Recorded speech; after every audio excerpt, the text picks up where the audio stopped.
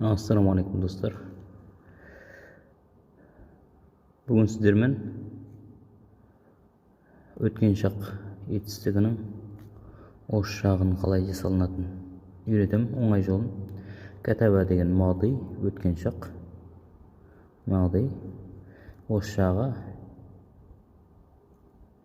Яктубу болады негізінде.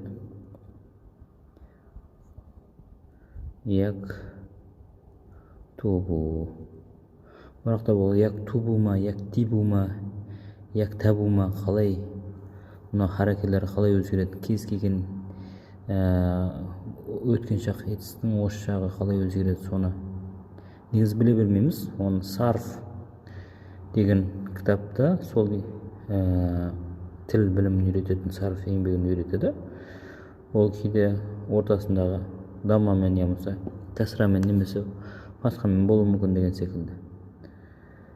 Солар қалай болады? Оңай жолын сіздерге көрсеткім келіп отыр.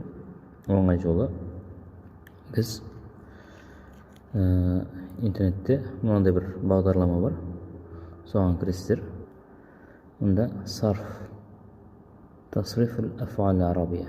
Осы бағдарламаны тартып алғаннан кейін ішіне кіріп кез келген етістікті былай іздей бересіздер. Мысалы, ләма деген етістікті алайық.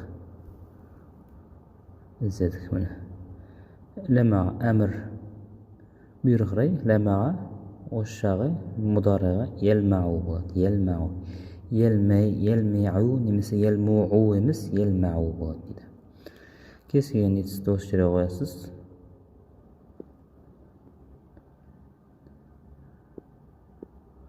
Ләма